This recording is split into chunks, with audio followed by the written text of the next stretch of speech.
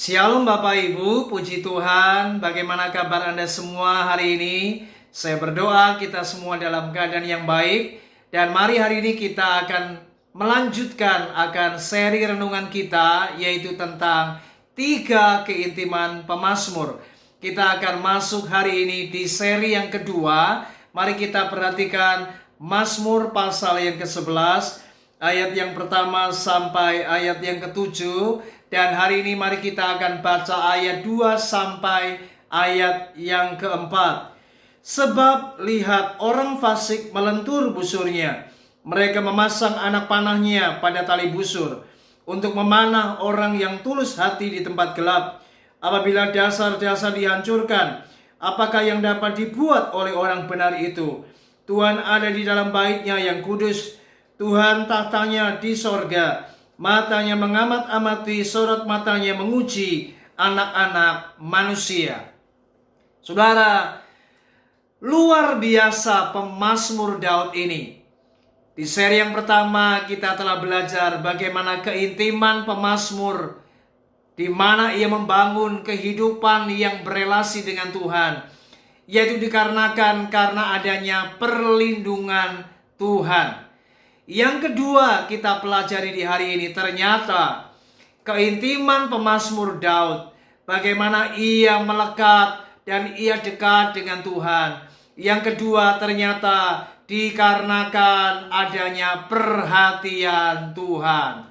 Saudara, mari kita lihat di ayat yang keempat, bagaimana firman Tuhan berkata, Tuhan tahtanya di sorga, matanya mengamat-amati, sorot matanya menguji anak-anak manusia. Ini tanda bagaimana Tuhan itu memberikan perhatian kepada kita. Mata Tuhan itu tertuju kepada anak-anaknya. Dan saya percaya hari ini Tuhan matanya terarah kepada kita, orang-orang yang percaya.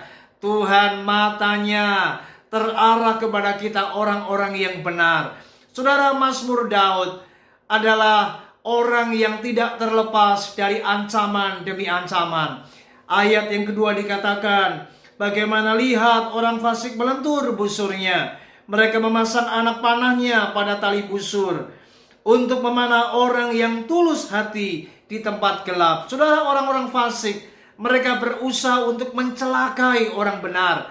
Mereka berusaha untuk mengancam dan mereka menyerang kehidupan orang-orang yang tulus. Saudara, bukankah hari-hari ini, ingat, di tengah keadaan apapun, mata Tuhan itu terarah kepada kita. Dia mengawasi kita, Dia menjaga kita, Dia ada bersama kita, Dia menyertai kita, anak-anaknya.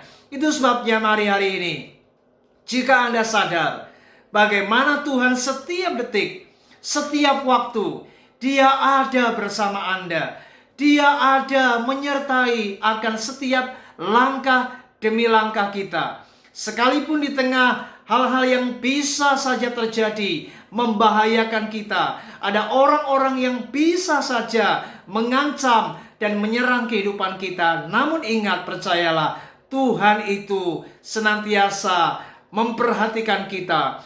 Dia tidak jauh dari hidupmu. Dia selalu ada dan menjaga kehidupanmu. Itu sebabnya mari hari ini, jikalau Tuhan sedemikian perhatian dengan kita, bagaimana respon kita? Saya berdoa, jika Anda sadar hari ini betapa Tuhan baik, Tuhan itu peduli dengan hidupmu, Dia sangat perhatian. Mari, tidak ada hal yang lain kecuali mari kita intim dengan Tuhan. Dan saya percaya ketika kita melakukan hubungan yang akrab, kita membangun sebuah relationship dengan Tuhan, kita sebenarnya sadar bahwa kita sangat bersyukur bahwa Tuhan itu senantiasa menjaga, Tuhan senantiasa memperhatikan setiap langkah kita, dan Ia senantiasa menyertai kita. Mari kita harus banyak berdoa, kita harus banyak bersekutu dengan Tuhan, karena kita sadar kita butuh apa yang namanya bagaimana Tuhan menyertai, Tuhan menyatakan kebaikan, Tuhan memperhatikan akan kehidupan kita. Saya berdoa, mari biarlah kita semakin mengasihi Tuhan, karena Tuhan mengasihi hidupmu. Dia perhatian dengan hidupmu.